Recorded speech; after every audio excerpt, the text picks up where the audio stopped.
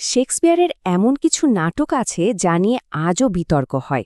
Major for major ঠিক তেমনই একটা নাটক। তো চলুন এর জটিল আর আকর্ষণীয় জগতের ভেতরে ঢোকা যাক। একবার ভাবুন তো, কী হবে যদি কোনো দেশের শাসক হঠাৎ উধাও হয়ে যান আর তারপর ছদ্মবেশে নিজের শহরেই ঘুরে বেড়ান, শুধু এটা দেখার জন্য যে তার অনুপস্থিতিতে সবকিছু ঠিকঠাক চলছে কি না। হ্যাঁ, ঠিক এই অদ্ভুত প্লট দিয়ে শুরু হচ্ছে শেক্সপিয়ারের মেজার ফর মেজার। এই নাটকটাকে সমালোচকরা বলেন একটা প্রবলেম প্লে। এখন প্রশ্ন হলো, এই প্রবলেম প্লে জিনিসটা কি? আসলে এটা এমন একটা নাটক যেখানে কমেডি আর ট্র্যাজেডির একটা অদ্ভুত মিশ্রণ আছে। মানে কিছু দৃশ্য দেখে হাসি পাবে, আবার কিছু ঘটনা খুব গভীরভাবে ভাবাবে। কিন্তু নাটকের শেষে কোনো সহজ সমাধান পাওয়া যাবে না।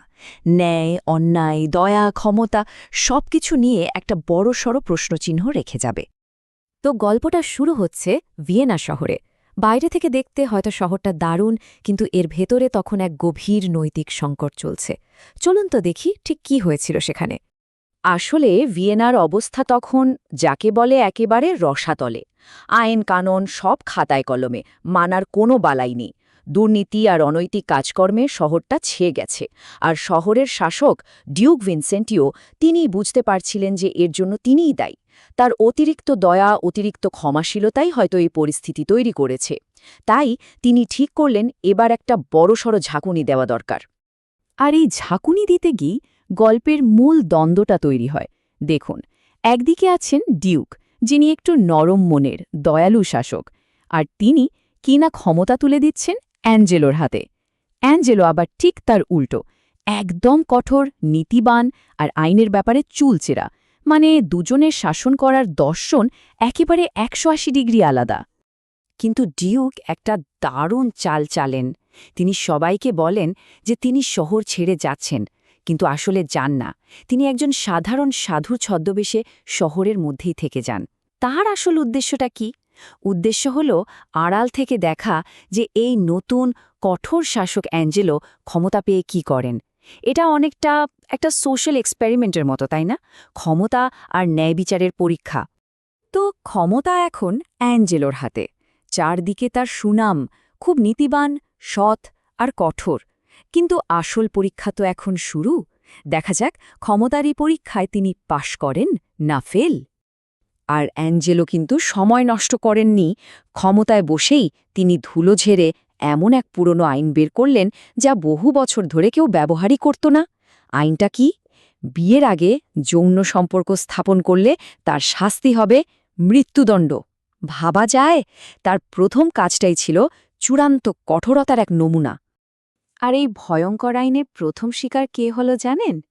ক্লডিও নামের এক তরুণ। বেচারার অপরাধ, সে তার বাগদত্তা জুলিয়েটকে গর্ভবতী করে ফেলেছে। মানে তারা বিয়ে করবেই, কিন্তু অ্যাঞ্জেলো কোনো কথাই শুনতে নারাজ। আইন তো আইন। এই একটা ঘটনাই পুরো নাটকের মোড় ঘুরিয়ে দেয়। ভাইয়ের এই ভয়ানক পরিণতি দেখে আর চুপ করে থাকতে পারে না তার বোন ইসাবেলা। তিনি ছুটে যান অ্যাঞ্জেলোর কাছে ভাইয়ের প্রাণ ভিক্ষা চাইতে। আর সেখানেই তিনি সে বিখ্যাত কথাটা বলেন, দানবের শক্তি থাকা ভালো, কিন্তু সেই শক্তি দানবের মতো ব্যবহার করাটা অত্যাচার। কি অসাধারণ কথা, তাই না? মানে ক্ষমতা থাকলেই তার যথেচ্ছ ব্যবহার করা যায় না। ইসাবেলার এই আকুতির জবাবে অ্যাঞ্জেলো যা বলে তা শুনলে অবাক হতে হয়। সে অত্যন্ত আত্মবিশ্বাসের সঙ্গে বলে, আমি যে অপরাধের জন্য ওকে শাস্তি দিচ্ছি, সেই একই অপরাধ যদি আমি করি, তাহলে আমিও যেন এই একই শাস্তি পাই। কি সাংঘাতিক কথা! তার এই অহংকারে কিন্তু পরে তার জন্য কাল হয়ে দাঁড়াবে। আর ঠিক এর পরেই আসে নাটকের সবচেয়ে বড় টুইস্ট। যে অ্যাঞ্জেলো এতক্ষণ ধরে নীতি আর সত্যতার কথা বলছিল, সে হঠাৎই ইসাবেলার পবিত্রতা আর সৌন্দর্যে মুগ্ধ হয়ে তাকে এক জঘন্য প্রস্তাব দিয়ে বসে। সে বলে ক্লডিওকে বাঁচাতে হলে ইসাবেলাকে তার সঙ্গে রাত কাটাতে হবে। ভাবুন একবার, যে লোকটা আইনের রক্ষক, সে কিনা নিজের লালসা মেটাতে আইন ভাঙতে তৈরি। তার এতদিনের সাধু সাজার মুখোশটা এক মুহূর্তে খুলে পড়ে গেল। এদিকে সাধুর ছদ্মবেশে থাকা ডিউক কিন্তু আড়াল থেকে সব দেখছিলেন। অ্যাঞ্জেলোর এই ভয়ঙ্কর রূপ দেখে তিনি আর স্থির থাকতে পারেন না। এবার তিনি ঠিক করেন আর লুকিয়ে থাকা নয়, এবার তাকে কিছু একটা করতে হবে। আর এভাবেই তিনি একটা গোপন পরিকল্পনা সাজান। ডিউকের প্ল্যানটা ছিল কিন্তু দারুণ ক্লেভার। এটাকে বলা হয় বেড ট্রিক। তিনি ইসাবেলাকে বলেন অ্যাঞ্জেলোর প্রস্তাবে রাজি হয়ে যাবার ভান করতে, কিন্তু ঠিক করেন যে রাতের অন্ধকারে ইসাবেলার জায়গায় অ্যাঞ্জেলোর কাছে যাবে মারিয়ানা। এই মারিয়ানাকে, সে হলো অ্যাঞ্জেলোরই পুরনো বাগদত্তা, যাকে অ্যাঞ্জেলো কথা দিয়েও বিয়ে করেনি। মানে শয়তানকে তার নিজের পাতা ফাঁদেই ফেলার একটা নিখুঁত পরিকল্পনা। কিন্তু অ্যাঞ্জেলো যে কতটা নীচ তার প্রমাণ আবারও পাওয়া যায়। সে ভেবেছিল তার ইচ্ছা পূরণ হয়েছে, কিন্তু তারপরেও সে কথা রাখেনি। নিজের অপরাধ ঢাকার জন্য সে চুপি চুপি ক্লোডিওকে ফাঁসিতে ঝোলানোর আদেশ পাঠিয়ে দেয়। তার ভয় ছিল ক্লোডিও যদি বেঁচে থাকে তাহলে হয়তো একদিন তার কুকীর্তি ফাঁস হয়ে যাবে। ডিউক কিন্তু অ্যাঞ্জেলোর চেয়ে এক ধাপ এগিয়েছিলেন। তিনি এই চালটাও ধরে ফেলেন। তিনি জেলের কর্মকর্তার সঙ্গে কথা বলে আরেকটা ব্যবস্থা করেন। অন্য একজন কয়েদি, যে কিনা অসুখে মারা গেছিল, তার মাথা অ্যাঞ্জেলোর কাছে পাঠিয়ে দেওয়া হয়। অ্যাঞ্জেলো তো দেখে ভাবে, যাক, ক্লডিওর খেল খতম। কিন্তু আসলে ক্লডিও ডিউকের তত্ত্বাবধানে একেবারে সুরক্ষিত ছিল। তো সব ষড়যন্ত্র, সব চালের পর এবার সময় হয়েছে পর্দা ওঠানোর।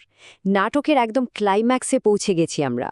এবার দেখা যাবে ন্যায় বিচার আর দয়ার মধ্যে শেষ পর্যন্ত কোনটা জয়ী হয়। দৃশ্যটা কল্পনা করুন। শহরের প্রধান ফটক, লোকে লোকারণ্য। ডিউক তার আসল রূপে ফিরে এসেছেন, আর হাজার হাজার মানুষের সামনে ইসাবেলার সাহসের সঙ্গে অ্যাঞ্জেলোর বিরুদ্ধে সব অভিযোগ তুলে ধরছে। পুরো ভিয়েনা শহর যেন এক রুদ্ধশ্বাস নাটক দেখছে। অ্যাঞ্জেলো ন্যাচারালি সব অস্বীকার করতে থাকে, নিজেকে নির্দোষ প্রমাণ করার জন্য মরিয়া হয়ে ওঠে। আর ঠিক সেই মুহূর্তে ঘটে সেই নাটকীয় ঘটনাটা। ডিউকের সাধুর ছদ্মবেশটা সবার সামনে খুলে যায়। সবাই অবাক হয়ে দেখে তাদের নিজেদের শাসকই এতদিন ধরে তাদের মধ্যে ঘুরে বেড়াচ্ছিলেন আর সব লক্ষ্য রাখছিলেন। ব্যাস, অ্যাঞ্জেলোর আর পালানোর কোনো রাস্তা রইল না। এরপর শুরু হয় চূড়ান্ত বিচার, আর এই বিচারটা কিন্তু খুব ইন্টারেস্টিং। ডিউক এখানে শুধু শাস্তি দিচ্ছেন না, তিনি যেন সম্পর্কগুলোকেও জোড়া লাগানোর চেষ্টা করছেন। যেমন অ্যাঞ্জেলোকে প্রথমে জোর করে তার পুরনো বাগদত্তা মারিয়ানার সঙ্গে বিয়ে দেওয়া হলো। এটা তার অপরাধের একটা সামাজিক প্রতিকার। তারপর অবশ্য তাকে ক্ষমাও করে দেওয়া হলো। ক্লডিও আর জুলিয়েটকে বিয়ের অনুমতি দেওয়া হলো, কারণ তাদের ভালোবাসাটা ছিল আসল।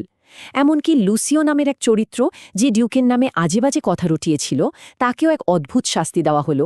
তাকে এক পতিতার সঙ্গে বিয়ে করতে বাধ্য করা হলো। মানে ডিউক এখানে প্রতিশোধের চেয়ে সংশোধনের ওপরেই বেশি জোর দিলেন। আর এই বিচার করতে গিয়েই ডিউক সেই বিখ্যাত কথাটা বলেন, যা থেকে নাটকের নাম হয়েছে, মেজার ফর মেজার। সোজা কথায়, যেমন কর্ম তেমন ফল। যে যেমনটা করবে তার সঙ্গে তেমনটাই হবে। কিন্তু মজার ব্যাপার হলো, ডিউক নিজে কিন্তু এই নিয়মটা পুরোপুরি মানেন না। তিনি দেখিয়ে দেন যে সত্যিকারের ন্যায় বিচারের মধ্যে শুধু শাস্তি নয়, ক্ষমারও একটা বড় জায়গা আছে। নাটকটা যখন প্রায় শেষের দিকে, সবাই ভাবছে যাক, সব মিটে গেল। ঠিক তখনই ডিউক আর একটা বোমা ফাটান। তিনি হঠাৎ করেই ইসাবেলাকে বিয়ের প্রস্তাব দিয়ে বসেন। সেই ইসাবেলা, যে কিনা নাটকের সবচেয়ে নীতিবান চরিত্র, আর যে কিনা সন্ন্যাসিনী হতে চেয়েছিল। এই প্রস্তাবটা শোনার পর সবার মনে একটাই প্রশ্ন, তাহলে ইসাবেলা কি উত্তর দেবে? যে মেয়েটা নিজের পবিত্রতা রক্ষার জন্য নিজের ভাইয়ের জীবন পর্যন্ত বিপন্ন করতে রাজি ছিল, সে কি শেষ পর্যন্ত ডিউকের মতো একজন শক্তিশালী শাসককে বিয়ে করবে? আর এখানেই শেক্সপিয়ারের আসল জাদু। তিনি এর কোনো উত্তর দিয়ে যাননি। ইসাবেলা চুপ করে থাকে, একেবারে নীরব। আর এই নীরবতার মানে কি, তা নিয়ে গত 400 বছর ধরে বিতর্ক চলছে।